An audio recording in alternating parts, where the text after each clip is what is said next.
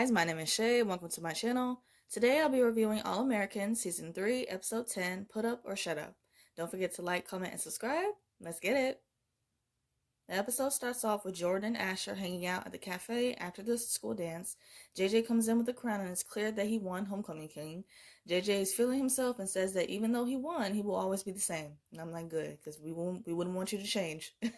Spencer and Chris come in and JJ questions Spencer about his crown. Spencer says that he lost to Chris and JJ asks Chris the same question.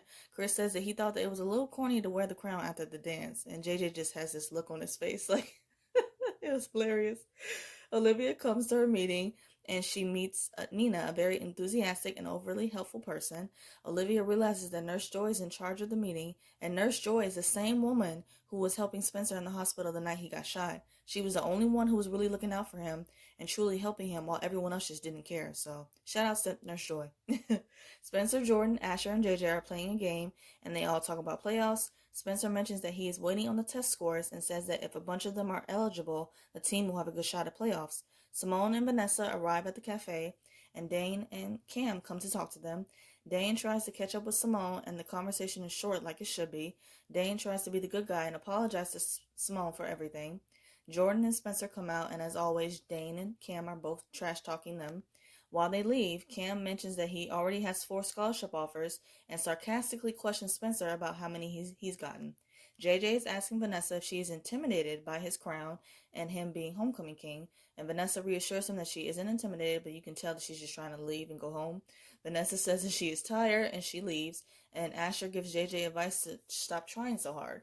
JJ convinces Asher to talk to Vanessa and to tell her that he is a good guy.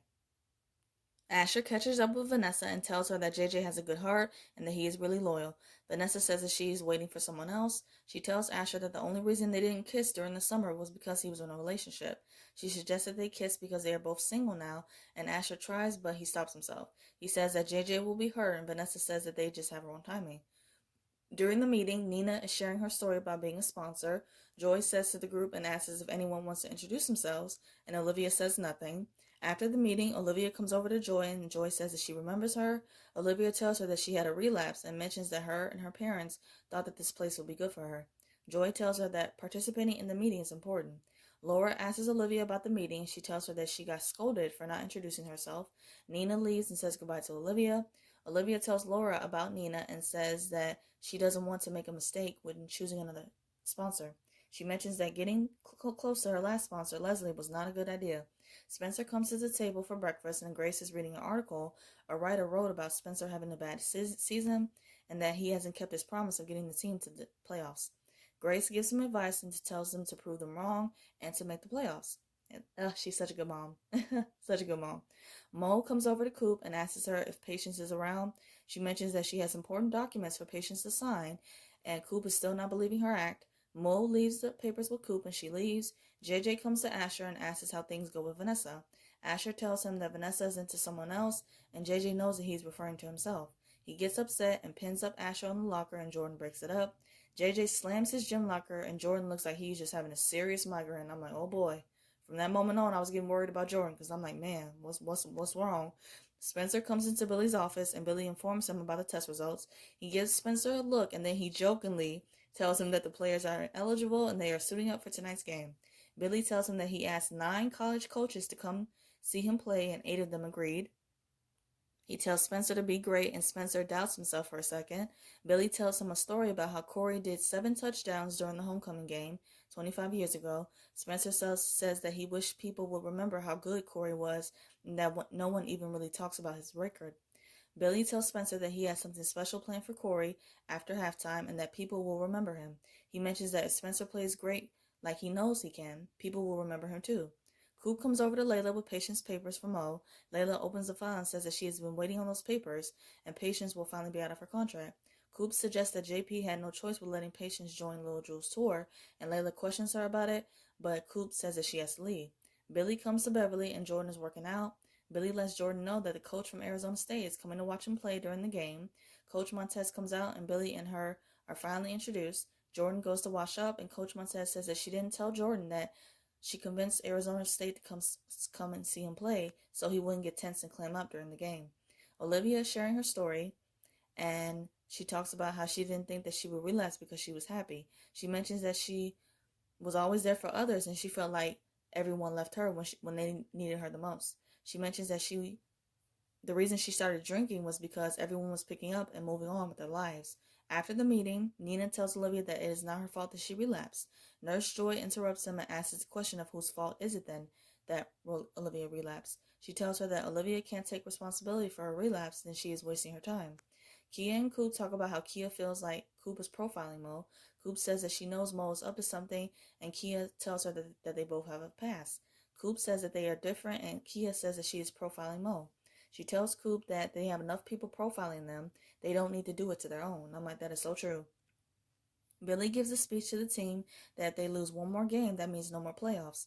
He tells them that it's time to put up or shut up and encourages them and hypes them up. It flashes back and forth between Crenshaw and Beverly's football games. Beverly starts out strong with a touchdown, and Crenshaw has a slow start. Nina misses the field goal, and she apologizes to Billy. Billy reassures her that they both know that what she can do, and Spencer reassures her that the team has her back. Layla comes to talk to Coop about being vague about her dad letting patients on Lil Jul's tour. Layla tells Coop that she is tired of everyone lying to her and asks her for the truth. Back at the game, Spencer is letting the other team get to him, and Billy encourages him to be great and that there is 8 coaches there to see him. At Beverly, Asher and JJ go back and forth, and Asher tells him to not sabotage the game because he is mad at him. Nani kicks again, and Billy gives her a nod. Billy gives an inspiring speech honoring Corey. He mentions Corey's breaking record and that Corey inspired him to be a better player. Billy says that they are retiring Corey's football number 5 and that they are placing his number on the field. Billy says that he believes that Corey is here looking down on his greatest legacy of all, referring to Spencer, and that was so beautiful. Like, oh, that had me crying. I'm like, oh my God, this is so sweet and beautiful. Spencer uses all of that and he gives it everything that he's got, and that was just what Spencer needed to just go full throttle. Full throttle. He plays like he's never played before, and he was an absolute beast, as always. Back at the Beverly game, Dane tackles Jordan to the ground, knocking him out. Chris lets Spencer know that he just tied Corey's record for 7 touchdowns, and Spencer goes to Billy and tells him to take him out of the game. He says that he doesn't want to take away the record away from his dad. Billy tells him that if Corey were here, he would be so proud of Spencer and want him to achieve this. Spencer runs with the ball, and then he takes a knee on Corey's number and forfeits a touchdown. Billy tells Nani that Spencer is sharing the record with Corey, and I'm so not surprised. That is definitely something that Spencer would do, and I'm so glad that he did that. He gets a call from Laura, and both him and Spencer rush to the hospital. Billy embraces Laura, and Spencer embraces Olivia. This was like a little bit of Olivia content that we got in this episode, so I'm happy with that. They all go inside Jordan's room, and Olivia questions Nurse Joy. Joy tells her that she will try to find out more information. The doctors come out to let everyone know about Jordan, and before he can give them an update, Laura is questioning him about the damage to his brain and other possible injuries. Simone gets annoyed and asks us to speak to the doctor privately, and Laura gets offended. Laura reassures Simone that she is his mother and Simone is his friend, and tells her that she can go home now. Simone tells Laura that while she respects her as Jordan's mother, she is also his wife. Simone reveals to Billy and Laura that her and Jordan are married, and that all she wants to do is hear about an update on Jordan from the doctor. And I'm like, oh boy, the cat is out the bag. Oh well. It was bound to come out eventually, so it was just only a matter of time. Olivia is worried about being in trouble, and Spencer tells her that he has her back, like he always does. Laura comes over to them and asks Olivia if she knew about Jordan's marriage, and Spencer tells her that they were witnesses at the wedding. They also mention that it happened in Vegas during the summer. Laura is upset that Olivia lied to her about this for months, and Simone comes over to them and lets them know about Jordan. Simone tells Laura that if she has a problem with her, then to take it up with her and to not lash out at Spencer and Olivia. Laura says that her main concern right now is to focus on her son being alive and that she will deal with Simone later. Coop comes to Slauson Cafe and offers to help Kia and others with organizing a rally for Tamika, a woman who was shot while sleeping in her car. Coop sees Mo there and questions Kia about it, and Kia replies that Mo is representing Tamika's family. Mo gives everyone a speech about how they can't keep letting this happen to their people, and that they are going to win this battle. Layla comes over to her dad, JP King 2.0, about why he really let Patience out of her contract. She questions him about his relationship with Lil Jules and mentions his inappropriate relationships with other female artists, including her mother. JP dismisses this and says that he's trying to paint her in this light of taking advantage of women is nonsense. And I'm like, whatever. Layla asks him if a male producer were to treat her the same way, that he treats women, how would that make him feel? And he doesn't answer her, of course, and says that his choice in artists is business, while his choice in who he sleeps with is unrelated. Layla tells him that she doesn't even know who he is anymore and says that she would have been better off with him on the road. And she is definitely right about that, because Layla would have been better off just raising herself. I mean, the fact that JP has been back and she still is practically raising herself and caring for herself while he's there is just, it's wrong. So, I mean, she definitely would have been better off with him not being there. Definitely would have been better off. Jordan wakes up and sees Simone's face and he asks her about the game. Simone replies that the team lost. Simone gives Jordan a heads up that she told his parents everything and that she lets them know that Jordan is awake. Billy and Laura come in and tell Jordan that they love him and that they were so worried about him. Coop comes over to Mo and says that she was wrong for not giving her a chance based on Tyrone.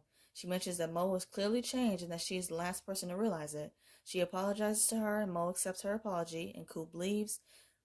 After Coop leaves, a guy comes over to Mo questioning her about the conversation with Coop, and Mo replies that she finally let her guard down. I'm like, oh man, like Coop was right this whole time.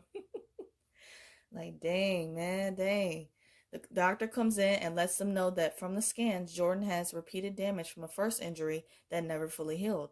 Billy and Laura are in disbelief, and Jordan confesses that he lied to pass his concussion protocol. And he never should have lied. He says that he experienced those symptoms early this morning and that he just wanted to play football. The doctor asks if he can speak to Jordan alone, and they all leave, and I'm like, oh boy, I got a bad feeling about this. Olivia is sleeping in the chair, and the nurse comes over to tell her about Jordan. The nurse asks her if she found a sponsor, and Olivia tells her that she has and suggests that Joy be her sponsor. Joy refuses at first, but then she eventually agrees to it, but only if Olivia agrees to take responsibility for her actions. Grace comes to Spencer and asks about Jordan. Spencer lets her know everything, and Grace remembers how she felt with seeing Spencer in the hospital. Grace tells him that she is proud of him and that she has never seen him play like that. Spencer tells her that everything about the game made sense and that Corey was out there with him on the field. Grace tells him that the 8 coaches asked to meet with him, and Spencer is shocked. And I especially love this scene for 2 reasons. One, because of how Grace and Spencer always have these beautiful and emotional moments as mother and son. They have such a strong and beautiful relationship, and it's just so good to watch. The second reason is that I loved how everything came full circle for Spencer.